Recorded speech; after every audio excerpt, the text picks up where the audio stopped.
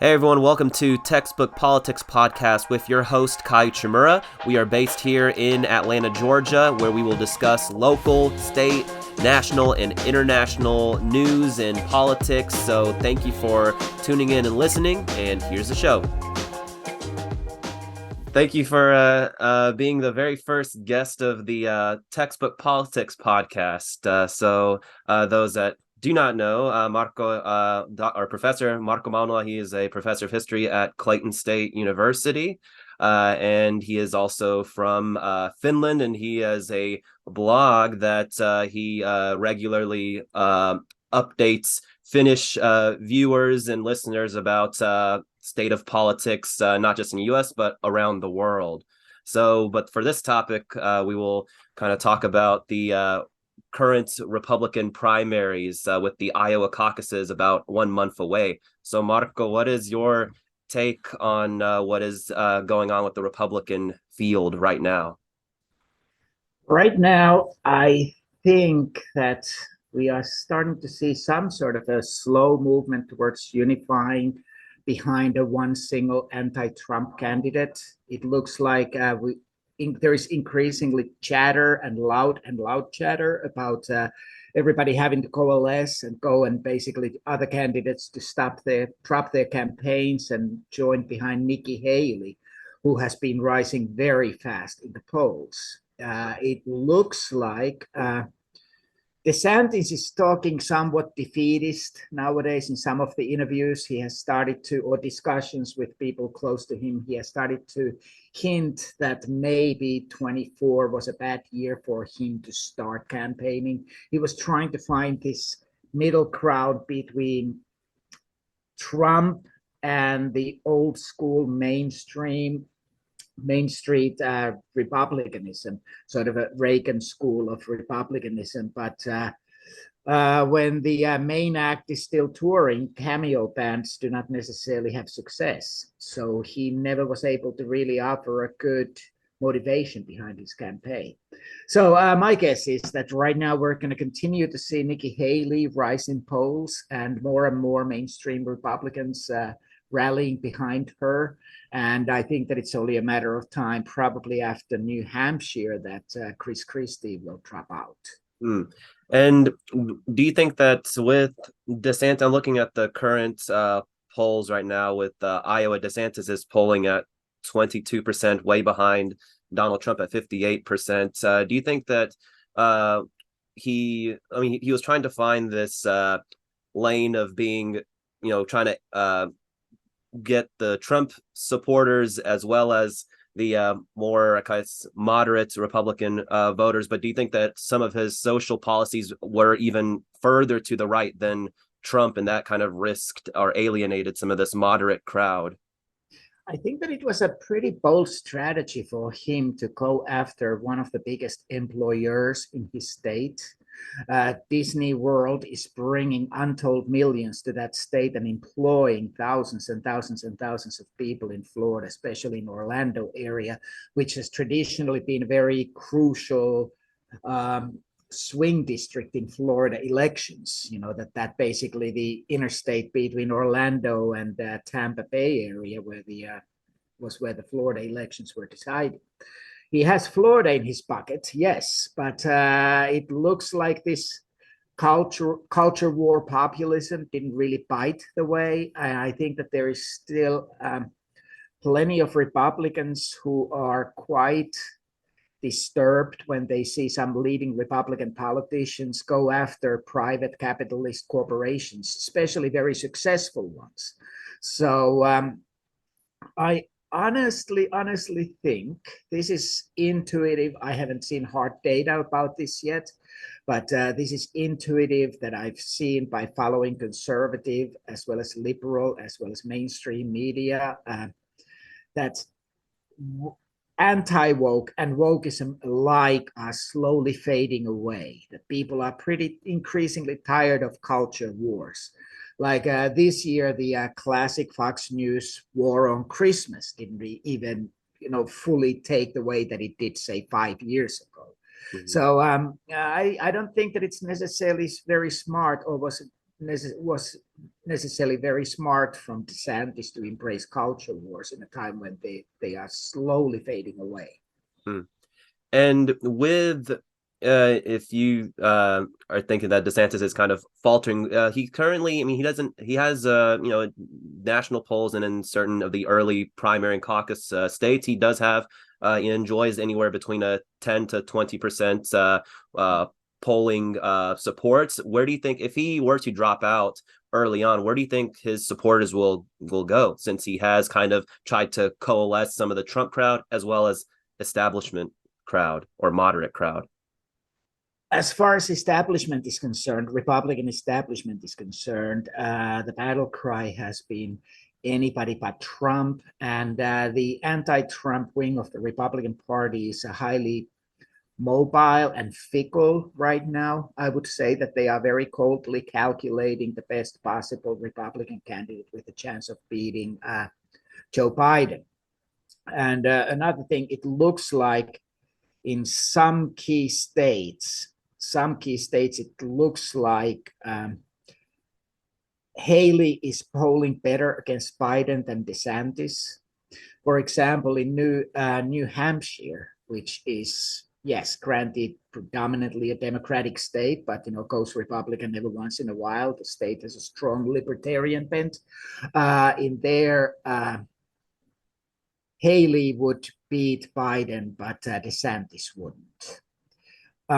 I would assume that there are some instinctive Trumpians in DeSantis's campaign who were attracted by DeSantis's culture wars approach, his "don't say gay" stuff, and war on Disney and against woke corporations, so to speak.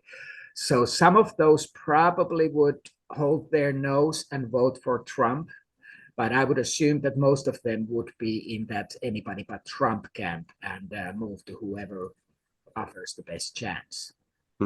And so with Haley recently are getting a lot of traction, it's kind of rare for anybody that's kind of either been a part of the Trump administration in the past or has kind of been relatively closely aligned, because Haley was the United Nations ambassador under the Trump administration.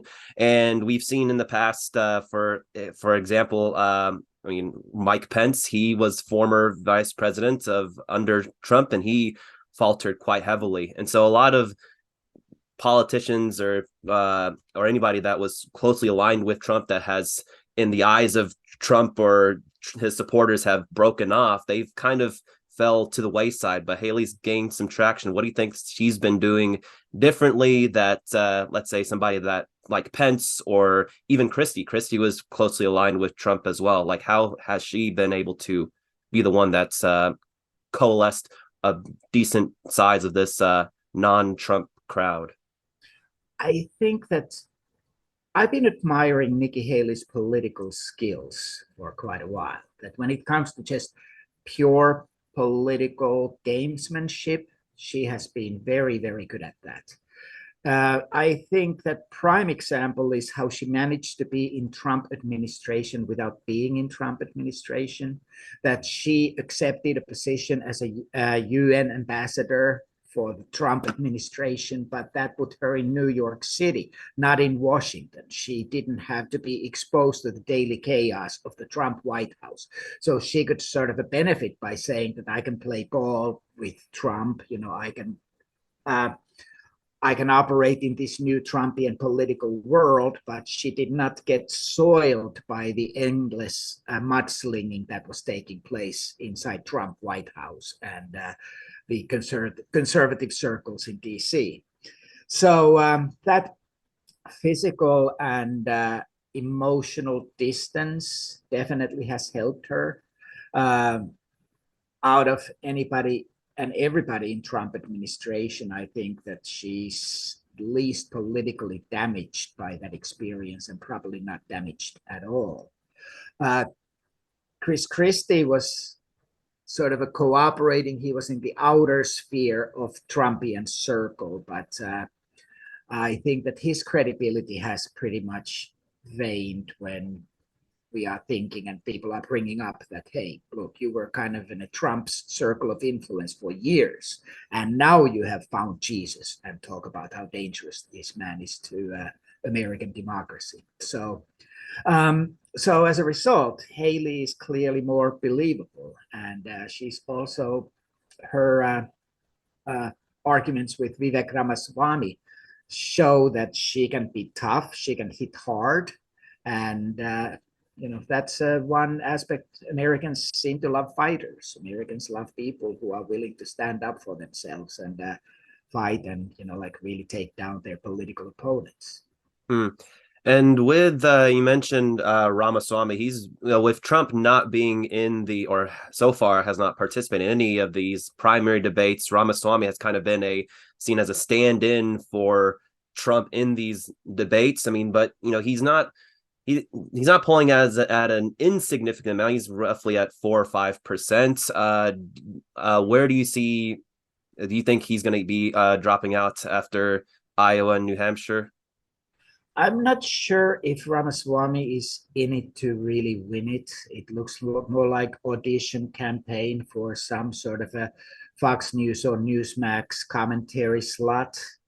Also, his campaign appears, somebody brought up that it is like his campaign has been designed based on algorithms, that he's saying something very outrageous, something that puts him in the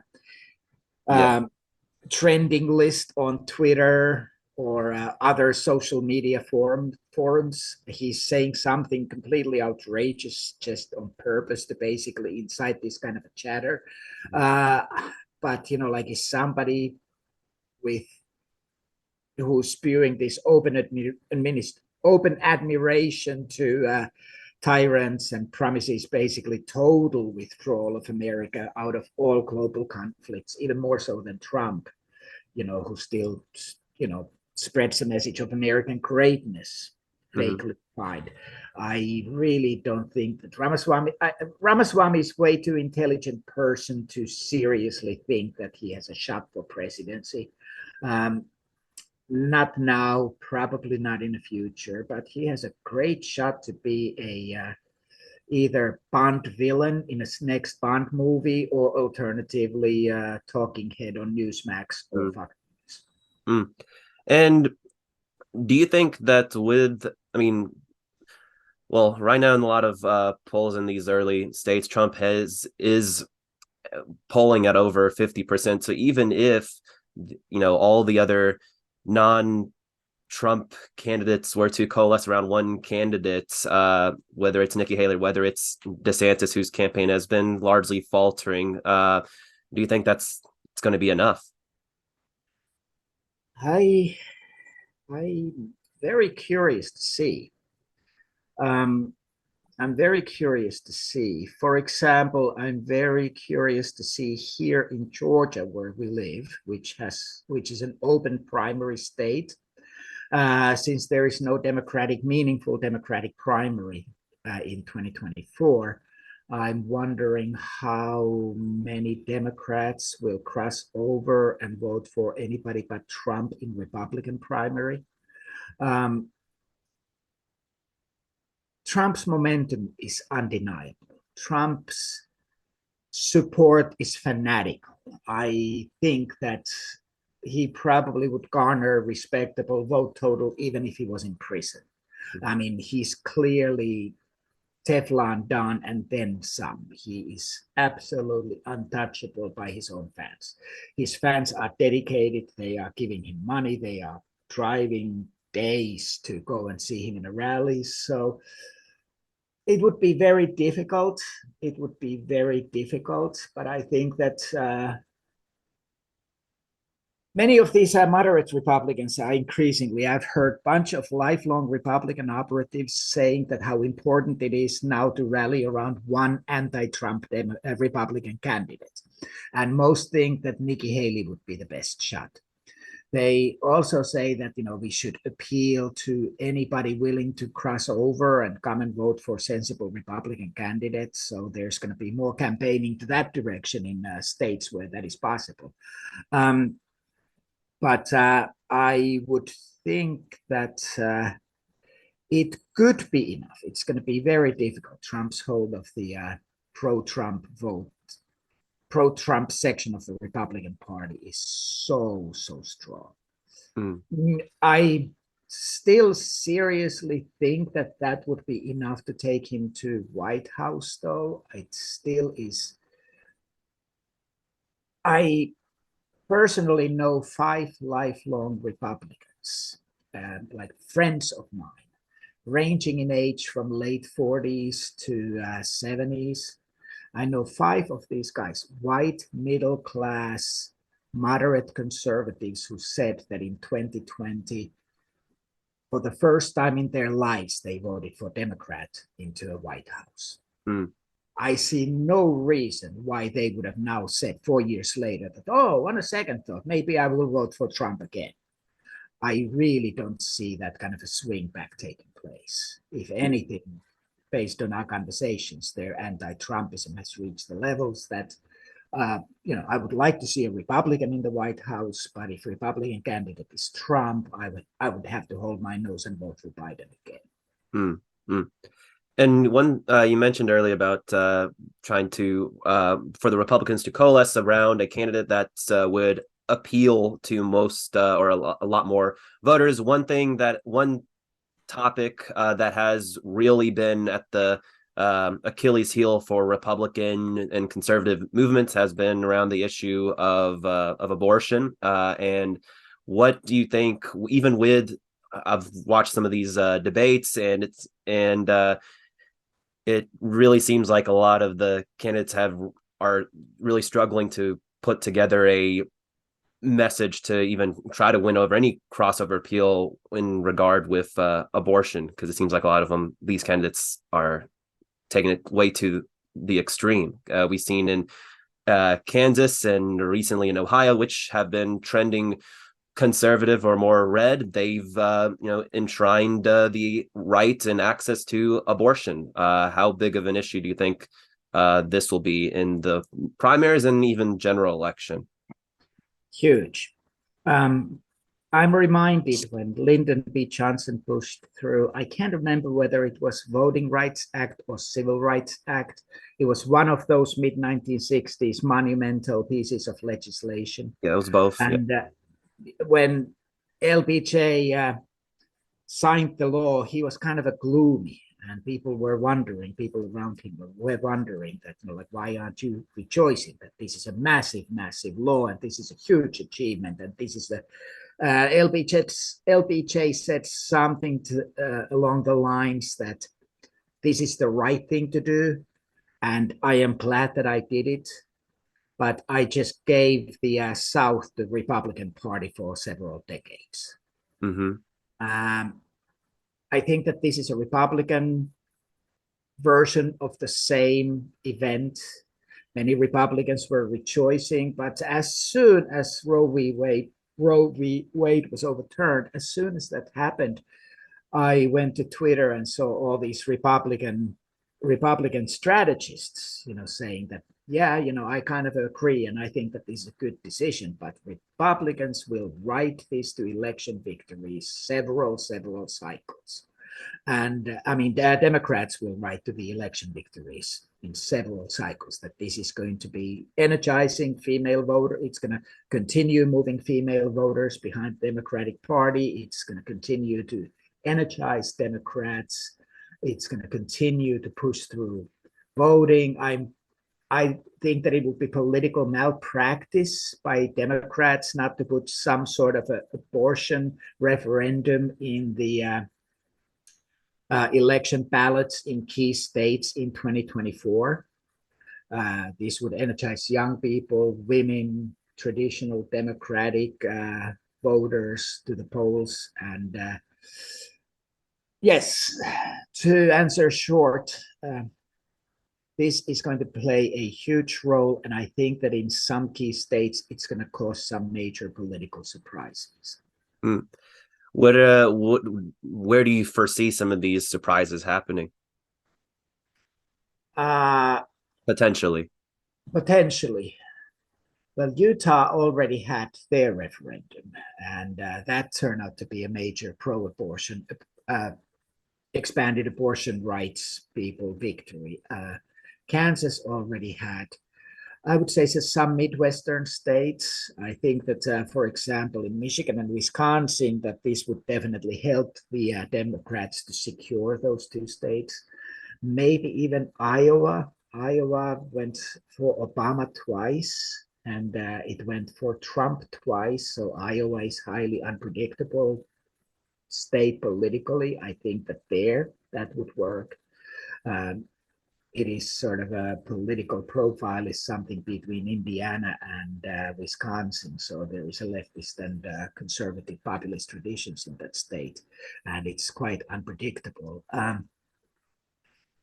In Georgia, of course, it's not going to be on ballot. I don't think that the political mechanisms here enable the abortion vote to come to ballot. Um, we shall see what's going to happen in Texas. I mean, I'm sure that Democrats are trying to get this thing on a ballot, but it's going to be increasingly difficult in Republican-controlled states. Mm-hmm. Mm. And if you're Biden, who, I mean, at this current moment, like who would he want to be the Republican nominee that he would fare a decent chance at this point? The all the polls show that Trump would be the most easiest for Biden to beat. You know, even their polls are all over the place, and this time the polls are not necessarily that reliable yet. There is a time, there's plenty of people who are disliking Biden for whatever reason, and they are expressing it in polls. But then when it gets closer to the election, and they really have to say that, okay, do I want this slowed down neighbor's grandpa in the White House, or do I want this guy who is openly praising North Korean and Hungarian and Russian leadership? I am not certain that that is gonna, then everything is gonna change. Right now, however, it does look like Democrats think that Trump would be the easiest to beat. But it's always, one should always be very, very careful with what one wishes, because Jimmy Carter's administration in 1980 were very glad when Ronald Reagan became a Republican candidate, because they thought that he's a right-wing extremist that is very beatable, because Americans don't like extremists. Americans like centrists. Well, you know, Reagan turned out to be a two-term president who caused revolutionary changes in American society and economy and politics. Democrats are hoping for Trump, no doubt, but at the same time, as responsible Americans, they should do whatever they can to also help to make sure that Trump is not the candidate, because 2016 showed us he got the prize. Mm-hmm. If you are Trump, what do you, I mean, with some of these his legal issues being in the forefront, and he's having a few, I guess, trials in March for New York, and with I think Jack Smith down in Florida. He do you think that any of these indictments that might possibly turn into convictions, do you think that will even falter any support for him?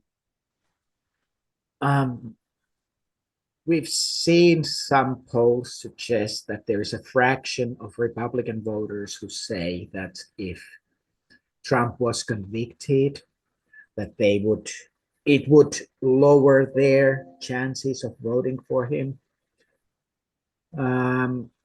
I am in a full wait and see mode on that, because we have seen over and over and over again that to dedicated Trump supporters, there is no line, that there is no there is no any kind of a limit to what Trump can say or do that would still erode their support. It's peculiar. I mean, it really is peculiar, but the level of dedication is. I don't think that Trump or I don't think that Trump exaggerated when he said that I could shoot somebody on the Seventh Avenue, and I think that that is probably true. Mm. Mm. And with well, yeah, he does have like a very core set of followers that will stay with him till the very end. With just real quick back to Nikki Haley, like, is there anything? What do you think that she should be doing to try to coalesce even more support? Do you think that her campaign team is trying to privately communicate with DeSantis or even Christie that, hey, let's try to not divide each other up, because it's during these debates it seems like they're always attacking each other but not attacking who is in the Trump, who's leading all these polls. Mm-hmm. I think that Christie is clearly campaigning as some sort of a truth sayer, that he has decided. I think he also understands that he's not going to be his party's Republican candidate, but he is there speaking very loudly about how completely, totally unsuitable candidate Donald Trump would be and how his presidency would be a disaster. Eventually, if he falters, unless he wins in New Hampshire, unless Chris Christie wins in New Hampshire, which is extremely unlikely, I would see him dropping out. I could see him continuing being very loud anti-Trump voice in American public discourse. He probably would line up behind. Nikki Haley. DeSantis, he is still trying to. I think that he's trying to be the next Trumpian leader, in a sense that he's combining Trumpian populism with the old school, more traditional Republican economic and social policies. I don't think that he can go for his own political future to condemn Trump. If I had to guess, one never knows. If I have to guess, I would say that he's going to drop out, but not endorse anybody. Just tell his supporters to vote who they think is the best. Do you think that for DeSantis that he was betting on Trump to be in such legal trouble that he would not be seen as a viable candidate, so then he would be taking the reins of Trump without ever having to criticize him? He was just hoping that, hopefully these trials will convict him and he would drop out, or something were to happen. That seemed to be the case. He was trying to make himself fully palatable for the Trumpians. He has systematically refused to condemn Trump or criticize Trump, even today, even after Trump's attacks on DeSantis. Now, increasingly, DeSantis has said that, well, maybe too old, like some very sort of a moderate, very careful suggestion that Trump is not the ideal candidate, but do so without alienating Trump supporters. I think that it increasingly looks like he's just setting the stage for 2028 doing this. But yeah, he clearly, like the news rumors and gossip from his inner circle suggest that DeSantis at some quiet moments has admitted to people around him that he underestimated and misunderstood Trump's appeal in 2024, that he thought that he would have been faded and he could hit that sort of a Trumpian sweet spot, but to no avail this time around. And with shift real quickly to Biden and Democrats, like what do you think? What would be the strategy for Biden to try to win re-election? Of course, one of the few different key concerns has been on inflation. There's been whispers, or not necessarily whispers, it's been there's several political or politicians that's been concerned about Biden's age, as well as what's going on in different parts of the world. So what do you think the playbook is for Biden to try to win re-election? I think that the Biden's, I would be surprised if we don't hear more talk about the good economic record over the last few years. That the American economy, the inflation seems to be subsiding. Some inflation after the massive stimulus of COVID era, like was mandatory. And I mean, we knew that we are going to be hit by some inflation.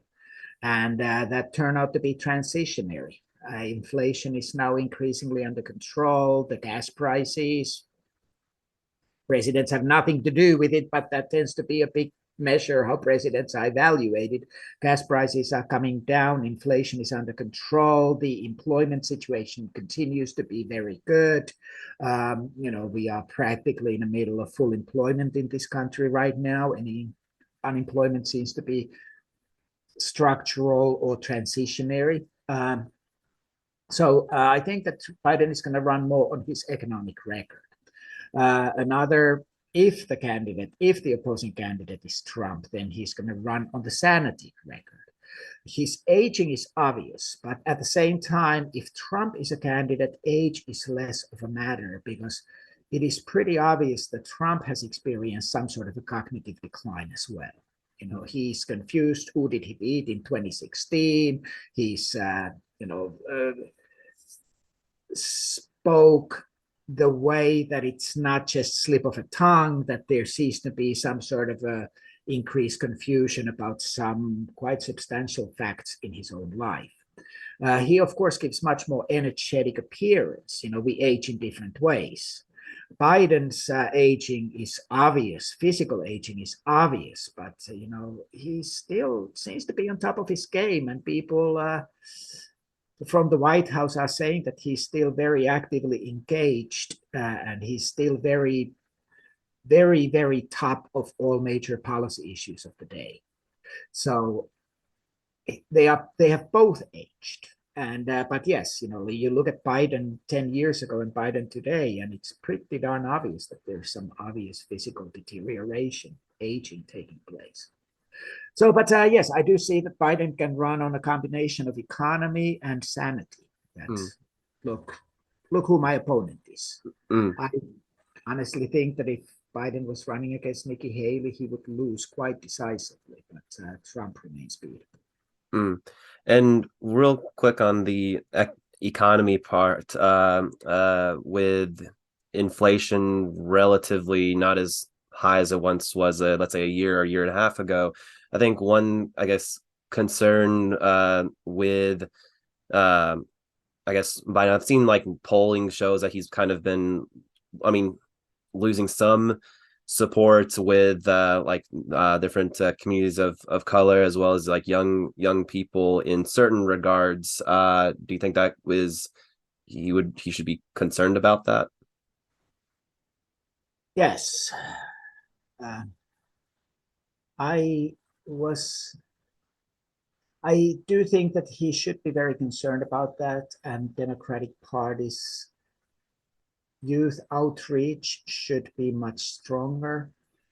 The problem is that in many cases, the youth outreach would potentially alienate some of the older voters. That the Democratic Party, the generational gap between young and old Democrats is quite substantial. The old Democrats, the hard hat blue collar Democrats, industrial union member voters from Midwest. I mean, that is a dying breed. Meanwhile, the young Democrats tend to have they tend to be further to the left, and sometimes in a way that is in direct conflict with the moderate middle of the road voters. So how to do youth outreach? Again, I think that in this front, the best strategy for Democrats and Biden's campaign would be to emphasize abortion, to Mhm. emphasize immigration, to emphasize the fact that Trump has recently talked about opening camps, fenced camps, where he would put illegal immigrants and then process them and throw them out of the country. So by emphasizing abortion rights, minority issues, I think Biden can win the young voters without alienating some of the existing, more traditional Democratic voters. Okay. All right. And so one last thing. Well, the Iowa caucus is about a month away. What do you think is going to happen if you had to take a guess? Okay, the caucuses are always so fickle. We see people basically, attracting each other to their camps throughout the entire evening, and sometimes the local personal dynamics get in there, and who manages to get their people involved, and if they are moving from one camp to another, how do they do? I do expect that Trump is going to win. His popularity in Iowa, and especially among Iowa farmer Republicans, is unwavering. So he is going to definitely win. The interesting thing is going to be the second spot. If Haley is second, that is going to be a major hit to DeSantis' campaign. And then when we go to the first traditional primary in New Hampshire, there Haley is doing pretty well. So I do predict that Trump is going to win in Iowa. The second place is going to be very, very hotly contested. I'm not saying that it's going to be close, but it's going to be very hotly contested. If I had to, it looks like Haley's momentum continues until then. Okay. Well, thank you very much, Marko, for having the time to discuss about politics and the what's going on in U.S. Republican primaries, as well as other local political matters. So thank you very much. All right. Thank you. Thank you. Thank you, everyone, for tuning into this episode of Textbook Politics Podcast with your host, Kai Chimura. Till next time.